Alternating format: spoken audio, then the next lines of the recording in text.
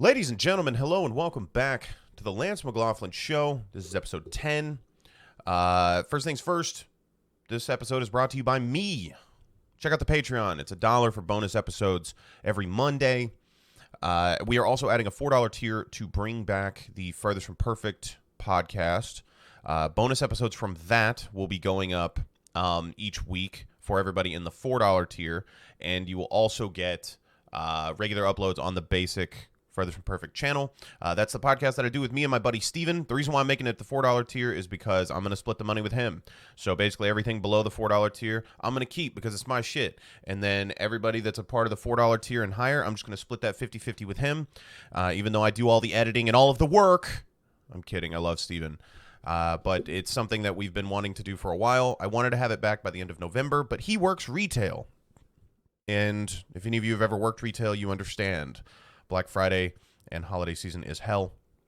So I do not blame him. But right after Thanksgiving, I'm hoping to start having the episodes go up each week like clockwork, and then bonus episodes for the $4 tier on Patreon.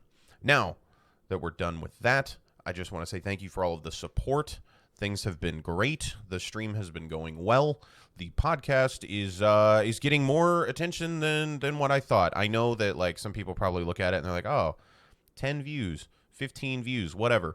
It's like, man, I haven't uploaded this podcast in 3 months. Okay, I'm very happy with that, and the watch time is showing that people are actually listening to it. So I really do appreciate all of that love. If you guys want, you can listen on any of the anywhere you can find a podcast, pretty much. It is available on all of those.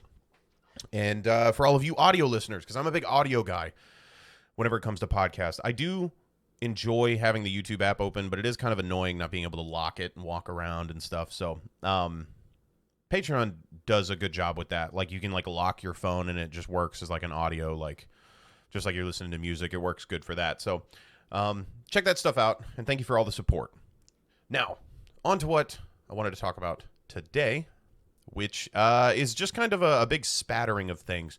But I do feel that we should talk about the Ahmaud Arbery trial decision. Everybody was found guilty, as they should be. You can't drive around in a truck as a lynch mob and expect to get away with it. The fact is that shit was gross. It just was. You can't do that. You can't do that. And to be honest, like if that shit happened in Mississippi, it probably would have gone just through the cracks. Everybody would have gotten off. It would have been fine. If you don't know anything about the case of Ahmaud Arbery, he was jogging, and these guys just like followed him with a truck, like followed him in a truck, like it was something out of Forrest Gump. Whenever he's running down the road and those guys are driving like right on his heels with a truck. They ended up shooting him, and it was terrible. You can't do that. You can't just follow people around. You can't hunt people. You can't do that. And everybody was found guilty. And I do apologize. My voice is I have my voice, but I'm really like I don't know. I keep kind of like coughing and all sorts of stuff. It's not COVID. It's like my allergies are just really bad. So I do apologize if I cough or move the mic away. I will try to make it as tolerable as possible. Okay. I'm not going to do any throat clearing ASMR or anything. But I did want to just start off with that. So just right here, a jury in Glenn County, Georgia found 3 men, Gregory McMichael, his son Travis McMichael, and their neighbor William Roddy Bryan Jr. That sounds like a goddamn WWE wrestler. Guilty on multiple counts of murder for the killing of Ahmaud Arbery, a 25-year-old black man fatally shot while out for a jog on February 23rd, 2020. So it's, been almost 2 years? I remember when this happened because people were somehow defending your right to chase people down in a truck. And I don't know how we get there, but, you know, it was probably some of my family. I talk about this a decent amount, but it was probably some members of my family that were like, it's your right. Drive around in a truck and shoot people. Self-defense, damn it. Like that's things that my family would say, unfortunately. But they're idiots. So what can you do?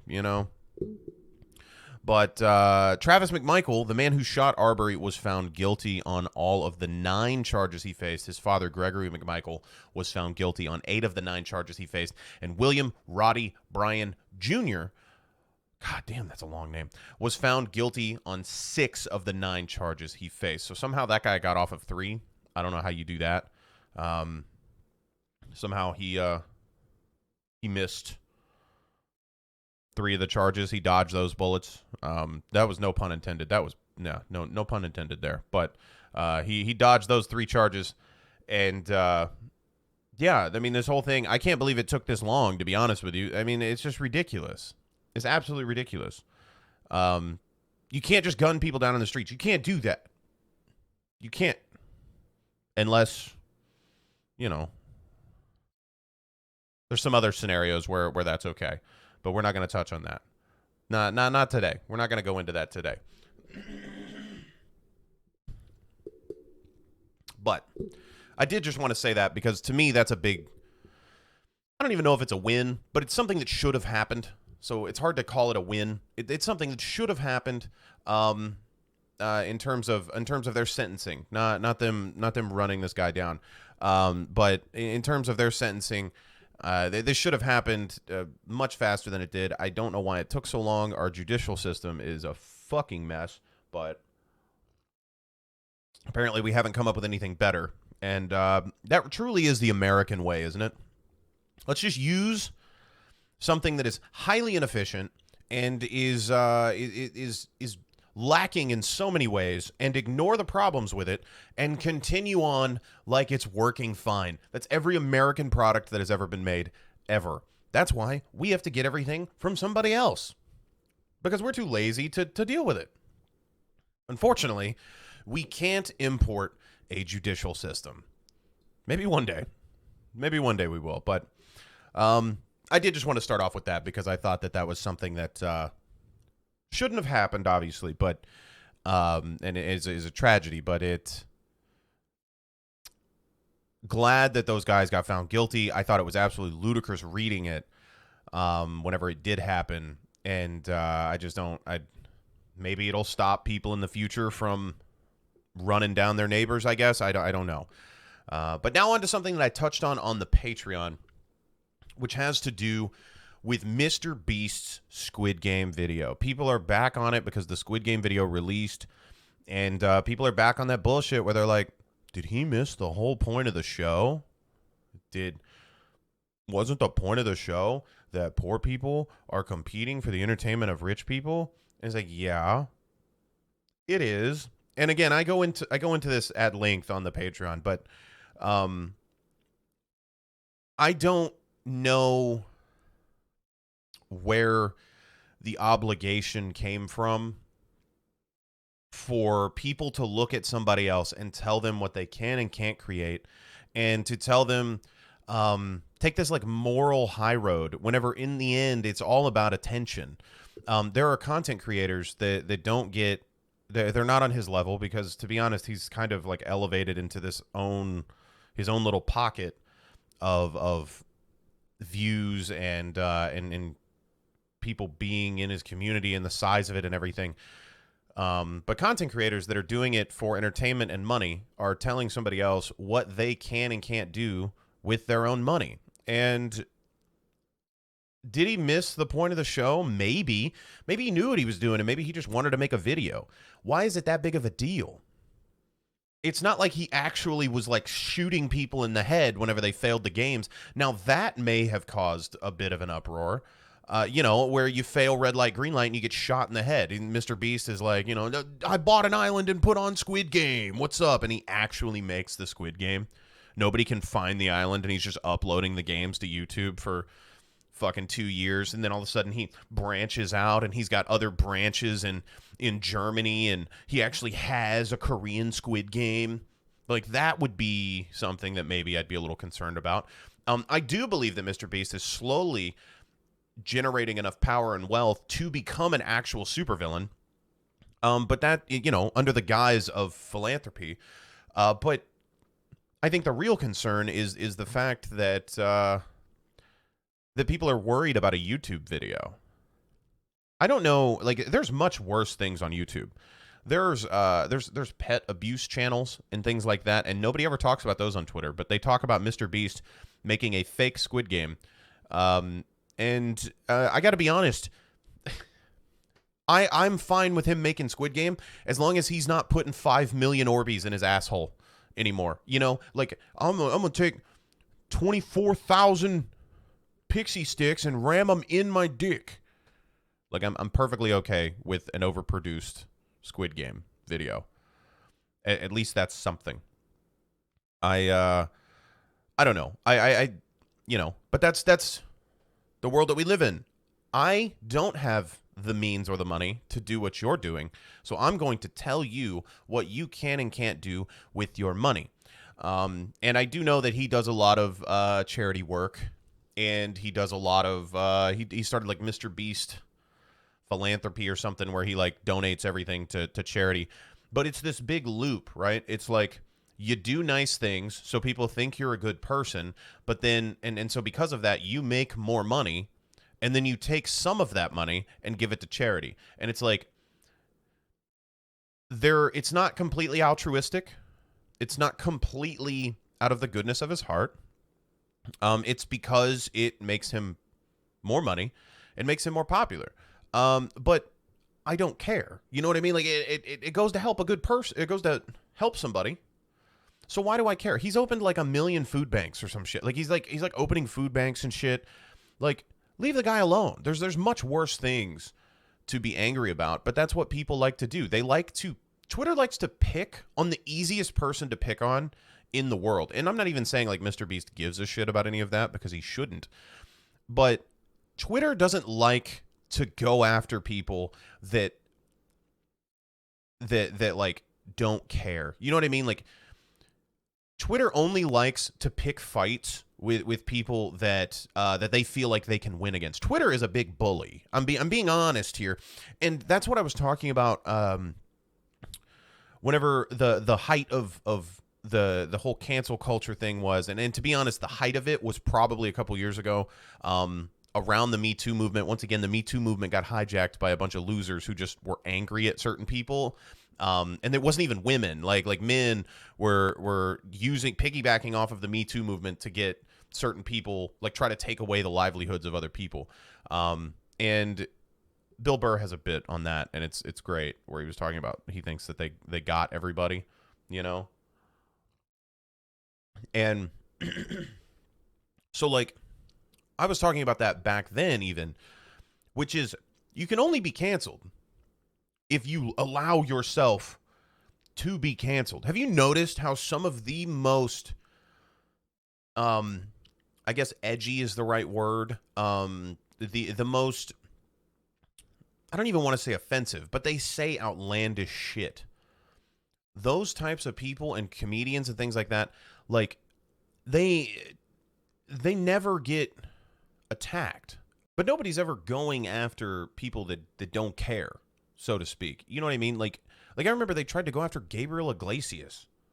He's like a family-friendly comic, and people were going after him, or just in general, like people go after like Long Beach Griffey on Twitter, and I can't believe that nobody looks at what Long Beach Griffey says and doesn't just immediately just say, oh, he's just doing it on purpose. Like he's just poking the beehive at this point, which is, it's just playing into everything that they're doing, right? Like whenever you post some just wild shit, you get people that come out of the woodwork that think you're serious. I have people that come out of the woodwork that think that I'm serious about random shit that I post, and I don't even post stuff that's like over the top. Like I'm usually just making like a satirical statement about like parasocial relationships or those people that think that they date a Twitch streamer just because they watch their stream, And that's what Twitter does. They purposely pick and choose who they want to fight, who they want to go after, and like, you know what? I bet we could win this. And then they go after that person super hard.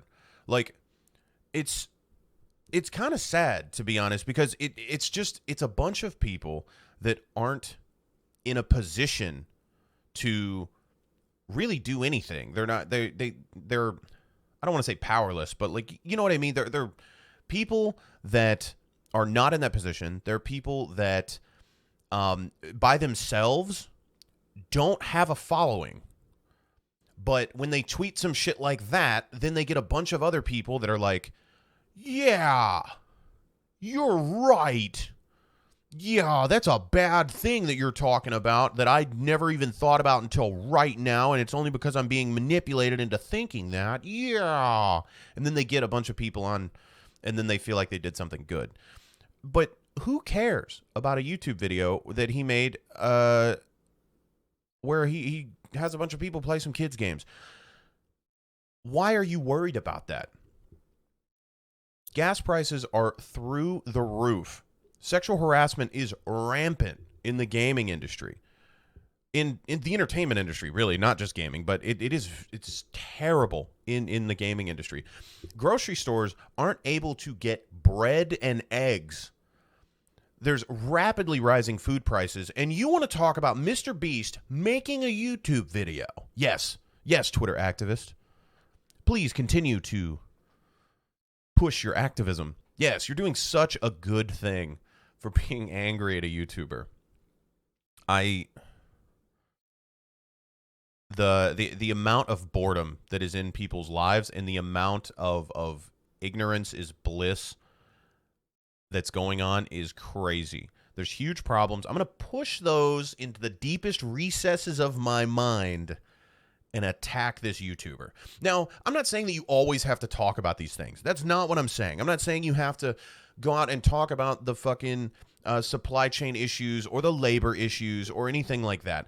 I'm not saying that at all. But if you want to pick a fight and complain about some arbitrary shit, like somebody else doing a video that affects you in no way, shape, or form, you look like an idiot because you're complaining about something like that. It's like complaining that your steak is undercooked whenever somebody right across the table from you is choking. Your friend just took a bite of their food, started choking. They've got a shellfish allergy, and they accidentally, had the crab too close to their soup, right? Your friend takes a bite. They start swelling up. They're choking. They're like, ugh, ugh, and you're like, God. They cooked my steak medium rare, and I wanted it medium. I'm going to get somebody. And they're, like, right next to you, gasping for breath, reaching for you. Like, ugh, ugh. And you're like, we really need to do something about this steak. I wonder if they can throw it back on or maybe just get me a new one or maybe give me a free meal. I bet I can get a free meal. I bet I can get sick from this. So I think I'm going to get the restaurant closed down. I'm going to leave an angry review. Hold on a second. You're interrupting me? You're interrupting me. And your friend's like, help. And you're like, you're interrupting. God, why are you always like this? And then you turn around and you're like on your phone fucking tweeting about this restaurant. You're tweeting a picture of your steak while they're turning purple. They're turning the same color as your steak, and you're fucking sitting there tweeting about it, and that's the equivalent. It really is. And I just, it's so ridiculous, man, because people believe this shit. They really think that they're doing something powerful on Twitter. They believe it in all of their heart, when in reality, all Twitter is a bunch of mentally ill people talking shit to each other. I mean, that's what it is. I'm a part of it. That's my biggest platform. I've raised an audience on that platform. So I understand the platform. I think if anybody has an insight to how this website works, it should be me. That's why this last year has been tough for me in terms of content, because I have continued to grow on other platforms such as YouTube and Twitch a little bit, but I didn't stream a ton in 2021. I just got back to streaming. But my growth on Twitter took a nosedive this year, and it's because I just got tired of posting stuff on Twitter. Because whenever I was posting videos on Twitter, I would have like an outpouring of support, but then I would have also just all of this weird pushback from people that don't give a shit about what I'm making fun of, but they just want to be angry at something. Like they just want to yell and scream and kick, and it's like it's always a Twitch person. It's never just a regular person on Twitter. It's always somebody who followed me from some Twitch sketch or their favorite streamer, loves what I do and retweeted the shit, and then they're somebody else's like supporter, and they come to me and they're like, "Nyeh, nyeh, nyeh, nyeh, nyeh, nyeh, nyeh. You need to care about the things that you make. You need to, how dare you try to make light of this situation?" Well, I did, so what are you gonna do, loser? It stays up. It stays up. I'm going to show it to your mom while I'm banging her later. Like, that's the type of shit that I don't get. Like, I don't care about people's opinion. Let me rephrase that, because I do and I don't. I care about intelligent people's opinion of me. I care about people's opinion of me that understand who I am and what I really do. I care about people's opinion when they know me. My wife, for example. I really do. I care what she thinks. I wish I could say that I didn't, but I do. And it's stuff like that. But like people on the internet, I love you guys that listen to this show, and I love you guys that support my content. You know, I really do. But your opinion does not change what I do. Because if I changed for you, then I wouldn't be me. I make what I make. I say the things that I say. I don't apologize for things unless I'm wrong. Like, if I say some shit, like whenever I was talking about Bobby Kotick, the CEO of Blizzard, and I was like, dude, there's no way that the fucking top guy knows about all the shit that's going on. There's no way. It never reached his ears. I immediately, as soon as I found out on the next episode, the next podcast episode, I went, holy fuck, he knew about it. I went, oh shit, okay, he knew about it. That was my bad. Okay? But that's what you do when you're wrong. When you're wrong. You don't change your view or opinion based off of what a stranger might think about that opinion. Now, if I'm spouting wrong things as fact, then I you can correct them and you can, say sorry, whatever. That's what you do. That's a normal reaction to change your perspective as new information comes out. That's what I did as I got older. It's Thanksgiving. I'm recording this on Thanksgiving morning because this episode is late, and I apologize about that it's a day late, but I'm recording this on Thanksgiving morning so that I can get this out for you. But that's what I did growing up. As you grow up, your worldview changes because you are given new information. Growing up, you're like, oh my God, man. Fucking Native Americans and Pilgrims, man, they really got along. Oh my God. It's such a shame they all got sick. It's such a shame. And then you get a little older and you're like, holy fuck.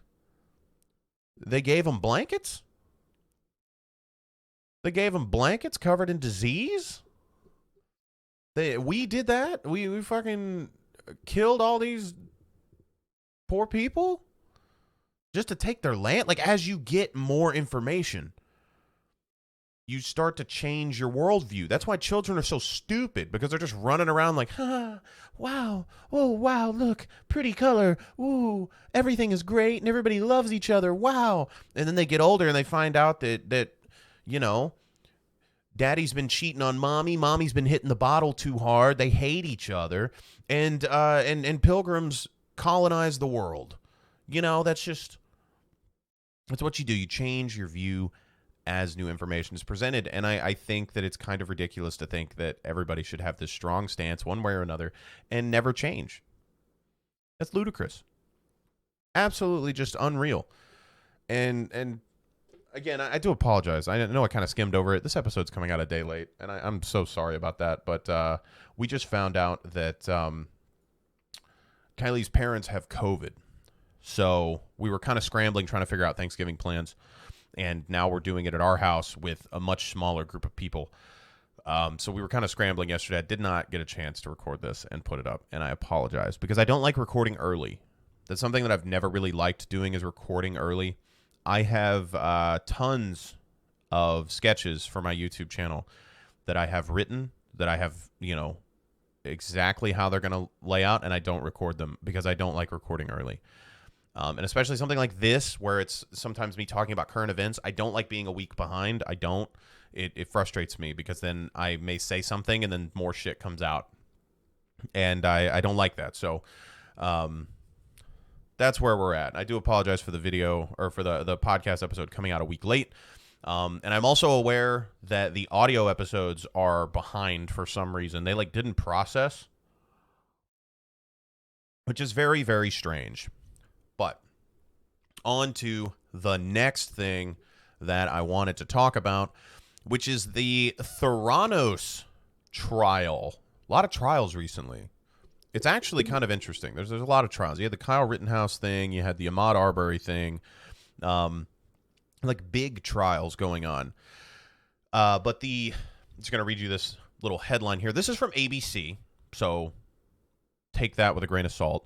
But it says Theranos founder Elizabeth Holmes owns key allegations during testimony in criminal trial. Now, I've read a little bit about this. Somebody on Patreon actually suggested this to me to look at and cover a little bit of. So I was kind of reading through some of the things.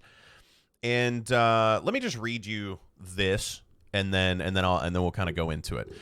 But Theranos founder Elizabeth Holmes placed the logos of two major drug companies on blood testing validation studies, which she then sent to Walgreens executives ahead of their lucrative retail partnership, she told jurors on Tuesday.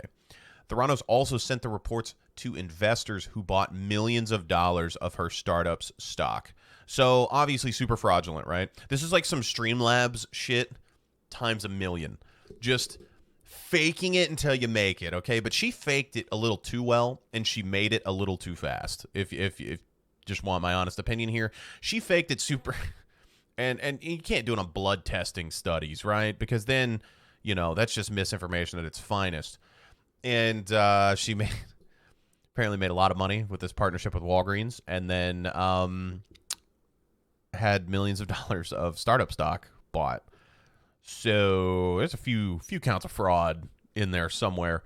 But then it goes on to say the embattled former CEO also acknowledged that Theranos did not publicly disclose it was running blood tests on third-party machines rather than the devices the company had pitched to potential investors and VIPs during demonstrations, chalking it up to trade secrets. So she was even running the blood tests on machines that they didn't even pitch. Wow. That's some real genius shit right there. This is just, this proves it. You can just bullshit your way to millions of dollars in partnerships and stock. You really can. You can bullshit your way there. That's amazing. And only in America can this happen. It's beautiful. Love this country. Hell yeah. By the way, make sure you guys buy my stock. I've got this new dick pump that I'm working on, and it's a revolutionary dick pump. It'll make your dick massive, or your. You can also use it on vaginas. It'll just make a huge, gigantic vagina. Just rip roaring and ready to be wailed on. Right. That's my stock goes on sale today. And you too can be a part of it. Don't miss out. Fear of missing out is exactly what the entire NFT community stands on, and I do believe that that's why shit like this happens. Everybody's wanting to jump at the next big thing. They're like, oh yeah, got to get in ground floor, got to get in on the ground floor, and then with percentages and growth over time, we will be billionaires in 2 years. And they just want to get in on the ground floor. And that's why shit like this happens. It really is. You pitch some revolutionary new blood testing technology, and everybody just fucking chomps at the bit to get at it, especially since it's pharmaceutical shit. There's just so much money there. Stop, everybody. You're not missing out on anything. You know what you're missing out on? A trial. You being put on trial for fraud. That's what you're missing out on. And to me, that's a win. I don't think you need that in your life, You've already got 2 kids. You're having to pay child support because your wife left you for Ricky from the grocery store. You don't need to also be on trial for fraud. But then it goes on to say, Holmes made the bombshell admissions before a packed courtroom in California's Silicon Valley during her criminal fraud trial, where prosecutors have previously argued that she failed to tell investors that the third-party machines and doctored documents, which led them to believe the pharmaceutical companies had endorsed Theranos and its blood testing technology. Witnesses from both Pfizer and Schering-Plough Corporation testified earlier in the 12-week trial that Holmes did not have permission to use their trademarks in the studies. So she used Pfizer and Schering-Plough, apparently. And Holmes told jurors on Tuesday that she did not conceal her use of the logos, saying she used them because this work was done in partnership with those companies, and I was trying to convey that. I wish I had done it differently, Holmes said. So she didn't get permission to use the logos, but she worked in partnership with the companies, I guess, but they didn't want their name attached to it. Huh. So the 37-year-old native of Washington, D.C. is charged with 9 counts of wire fraud and 2 counts of conspiracy to commit wire fraud. She could face decades behind bars if convicted. What is that, like decades? So they always frame it like this. She could face decades. And it's like, okay, but like how many? Is it 2? Because if she's 37 and she's getting out at 57, that's actually not that bad for the type of shit that she did, you know? Decades. And it's 2 decades, okay? It's 20 years. Just tell me it's 20 years. Is that a long time? Sure. But like you're getting out at 57, you know, 20 years from now, people are going to be living until they're 110. You've still got lots of life left. You can go and recommit all the fraud you want, you know, because that's the rate that shit's going. You know what I mean? Like 20 years from now, you're going to get out and people are going to have butt plugs with cell phone reception. Like, you know what I mean? I think you're good. I think you're perfectly fine. Okay. And then it just goes on. So, I mean, basically, like, it continues to go on about trade secrets and shit, but this lady's, you know, she's trying to fluff it. You know, it's like before you send a dick pic, you know, you got to fluff it a little bit before you pitch it to people, you know, before you pitch it to potential suitors. You got to fluff it up. Give it a little juice. That's what she was doing, but that's also called fraud, and she got caught. It looks like this shit goes back to 2013, though, which is kind of crazy to think about. Again, like, how long does it take for this shit to come out, and how long does it take for this shit to go? Like, the Ahmaud Arbery thing happened 2 years ago. This Theranos thing apparently started back in, like, 2013. Like, I just don't get it. That is fucking crazy, man. Crazy, crazy, crazy. I actually want to touch on some video games today. I know some of you have followed me from this for, you know, Twitch and all sorts of things. So we do talk about video games. I talk about pretty much everything here. Everything that I have any basis to talk about, I try to talk about it.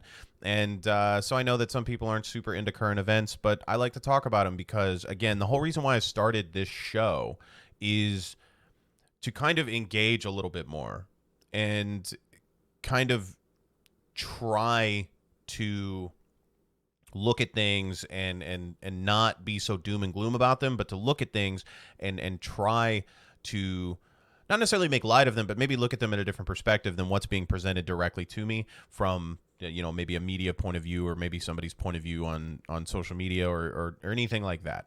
It was kind of me trying to engage. And so who knows, maybe I'm able to help kind of inform you guys a little bit. And, you know, I'm sure, again, I'm pretty sure I said this in the first episode. I don't think everybody's going to agree with everything I say on this at all, you know, but that's fine.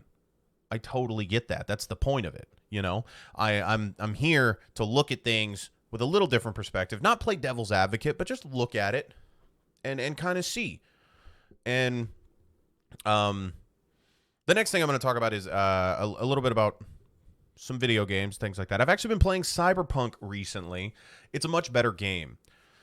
Much better game. And they've done a fantastic job. A lot of people are comparing it to No Man's Sky in terms of a comeback story. One of the worst launches in history. I will agree with that. I played the game on launch. It sucked massive balls. But revisiting it, it's been about a year since the game has been out, and they have done wonders with this game. And I absolutely, like, I'm falling in love with it. I don't want to speak too early, but I've put about 30 hours into the current playthrough that I'm in, and I'm still working. Like, there's still a ton of stuff to do. There's still a ton of stuff to see in the game, and I'm really enjoying it. It's a lot of fun, and I can't believe the complete 180 that the game has taken. And I do implore you, if you've already bought it and you've been waiting to reinstall it or waiting to try it out, check it out, because it's a completely different game than what you played. And if you're on the fence about it, if you got some spare money, buy it on sale. I think it's worth a buy on sale, 100%, but only if you like those style of games. If you don't like open world RPGs, why are you subjecting yourself to it in the first place? Just go play something else. But if you like open world RPGs, if you like a massive sprawling map with interesting characters and an interesting premise and a world that we haven't seen 15,000 times, because that Cyberpunk universe is completely undervalued. It is completely, like, that whole genre is underproduced, I guess. It's kind of like whenever I talk about how pirate games need to be more of a thing, Cyberpunk genre, like as a genre, needs more. It really does. It's so interesting. It's fun. It's engaging. And I really hope that the future looks like that, to be honest, because I would totally be down. I know it's a little dystopian, and I know it's all over the place, and it's not great, and it's riddled with poverty. But hey, I grew up in a trailer park, so it looks like I will be right at home in that universe. I just wanted to touch on that because I try to throw some things in here that I've been enjoying recently, and that is something that I've really been enjoying, is Cyberpunk 2077, a year after launch. They have done so many good things with that game, and I do hope that you will give it another chance. If you want to see for yourself, there is an entire playthrough on my YouTube channel. It's Lance with 2 L's. Some of you know that. Some of you have already seen it. There's an entire playthrough of it on, there's a playlist of stuff, and it's in there on the YouTube channel. So check that shit out if you want to see for yourself what I've been dealing with and going through and enjoying. Now on to cryptocurrency, everybody's favorite topic. I'm not going to talk about this too long, but I just want to say that India is all about banning shit. Like, what was it? India banned TikTok. I can't remember exactly why, but it was essentially like TikTok was Chinese spyware or something. Like, they were using it to collect information. It's an undercover op for China. And India was like, hey, fuck that shit. No, we don't need this. Bye-bye. And they banned it. And America saved it because somebody else bought it or something. I can't even remember what it was. It was one of those loopholes, you know how we do. We love to keep China close. We love our bros over there. And, they attacked it for a little bit, and then somebody else bought it, and then it's still here. It's still around. It's still a thing. Whether it's spying on you or not, I mean, who really cares at this point? I know some people really do, and they live out in the woods, and those will probably be the people that survive. But at this point, man, I'm so deep in that, they don't even have to spy on me. Everything I do is online. I stream fucking 7 hours a day. I post comedy sketches and commentary videos, and then this podcast. They know everything about me. My friendly neighborhood government agent, whether Chinese or American, is watching me, beat off. It's whatever at this point for me. I'm too far gone, right? But, America saved TikTok, and so India had banned TikTok, and then now this is coming out, and it says government plans bills to bar private cryptocurrency with a few exceptions. So now they're dipping into the crypto space, which everybody kind of knew was coming. Crypto it's threatening the whole, what's the buzzwords they always use? A decentralized blockchain, big brain, Lil Meat style financial system. But it's decentralized, and it's taking the power away from the government and the banks. That's always what crypto. That's the basis of what crypto is. Crypto has gotten manipulated into this thing now where people just use it as a get rich quick get rich quick scheme, you know, like, oh, Dogecoin to the moon, you know, all these pump and dumps. Like fucking FaZe Clan did one. I'm pretty sure Post Malone was a part of one. Everybody's got a pump and dump now, you know. I kind of feel left out. I wish I started a pump and dump, you know. That term used to have a whole different meaning. But, you know, now I want my own pump and dump scheme. I really do. You guys need to buy Lance Coin. It's coming out. It's going to be a decentralized Ethereum blockchain VAO archetype. And it's going to consist of...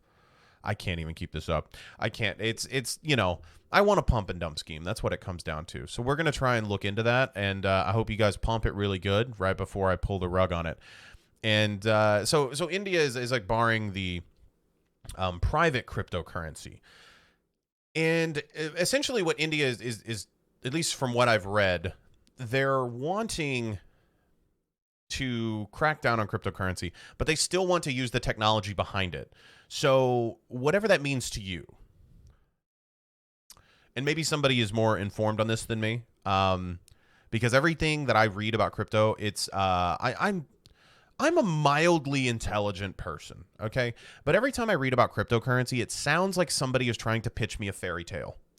It's all hearsay, and there's technology, there's legit technology behind it, but the whole point of it is just it's digital money to try to take the power away from the government and the banks. And the government and the banks have kind of stayed out of it, hoping it'll just go away, but it's only getting bigger, and now you're going to start seeing more like government interference in it to try to control it and manipulate it. And now you started to see companies jump in on it, because we're getting to that point now where it started to make enough money where big companies are getting in on it, and they're like, oh yeah, we love crypto, hell yeah, come on over here, we believe in it. And in reality, they just want your money, because that's what it is. It's digital money.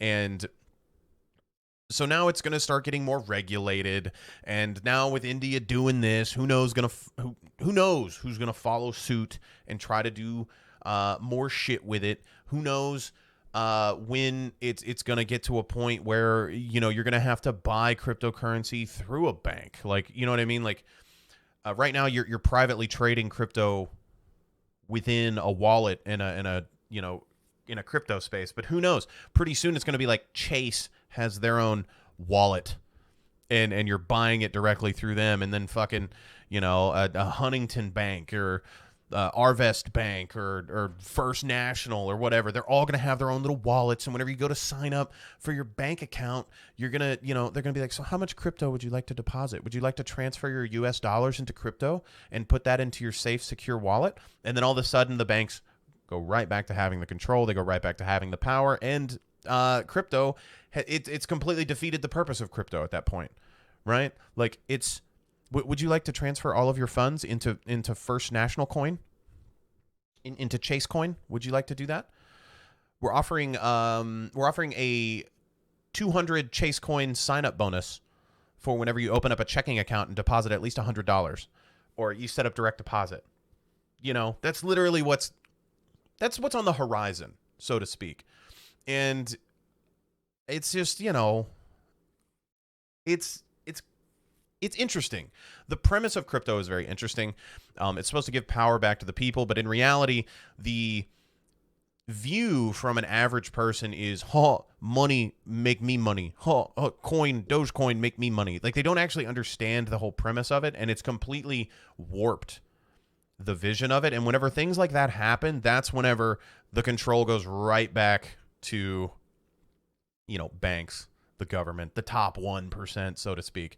Like, people like that, whenever it gets warped by average Joe because they're so easy to manipulate and be like, yeah, Dogecoin to moon, Dogecoin make me money. Money. They turn into Mr. Krabs, and they don't really understand what they're investing in or why they're investing in it, and they just kind of are like, oh, it go up, it go down, it go up, it go down, but I hodl no matter what. It's like, dude, what are you? Do you even know what you're doing? Do you even know why you're buying it? No, number go up, brrr, number go up. And it's just that's unfortunate that that's happening. But even now, you know, you see like places like India, which they're always the first to ban something, to be honest. And they're cracking down on crypto, and who knows, maybe the U.S. will follow quickly behind because we don't know how to think for ourselves. We just kind of copy what other people are doing, or we look at what other people are doing and are like, we're against that. You see what they're doing over there? That's bad because it's different. Those things they're doing are different than what we do, and it's bad. Until we see an opportunity to make money, and then we're like, that's good. We're going to adopt that. Just how it is. That's how it is. That's why, what was that vote recently for insulin? Protecting the old pharmaceutical companies. Like every Republican senator voted against the insulin price cap. They were trying to cap the price of insulin down, like way down, and like right now the average vial of insulin is like $200 and something. So my mother's a diabetic, and I used to have to go pick up her medication all the time. And just to put it in perspective, I know that you guys hear the horror stories about the medical care and things like that in the United States. My mother got laid off from her job, and there was a period of time where her health insurance was not covering anything because she lost it like after her job, so she wasn't getting health insurance for her insulin. And so the insulin she normally would get was $950 a vial. $950 a vial, and it wasn't like a month's supply. This is just a bottle, right? And that's just, it was batshit. So like I would have to go and buy like off-brand insulin. I'm sure it's probably like fucking pig insulin or something, but it's like they take it and they like water it down to a point where it doesn't even really work, and even that was $90. $90 for this little dinky little bottle. So I totally feel the pain. I do think it's crazy that people, like, people are dying in their homes. People are dying in the fucking streets, literally, because they can't afford to pay for things. That's always been, I know what people are thinking, but that's always been how the country's worked. It's oh, you can't afford to buy something? Oh, sorry. Ooh, sorry, you can't afford to buy something? Wow, get a job. Wow, get a career with health insurance. Wow. Ooh. And it's like, come on, man. Come on, bro. And that's just how it's always worked. And so I do think that I don't even know how you would begin to implement any sort of universal health care, but there's plenty of other templates for it. I know people are like, our taxes are going to go up. Our tax is this, our tax is that. But again, what you're paying taxes for is not what you think your money's going to. People just look at taxes and they're like, tax is bad, tax is this. And like, yes, it does take money away from you, but if we had some form of healthcare or something, it would make the tax dollars go somewhere that's not a missile. Like, unfortunately, that's where your tax dollars go, because if you looked at the public education system lately, your tax dollars that you're paying right now don't go to schools. It doesn't go to roads. I know. I've driven in Michigan and Ohio for the last 5 years. It does not go to roads.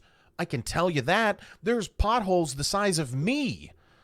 It doesn't go there. It goes to fucking the military. And not veterans, not look at how great the care is at the VA. Look at how wonderful it is. My brother is a veteran, and I used to have to take him to the VA to his doctor's appointments and things like that.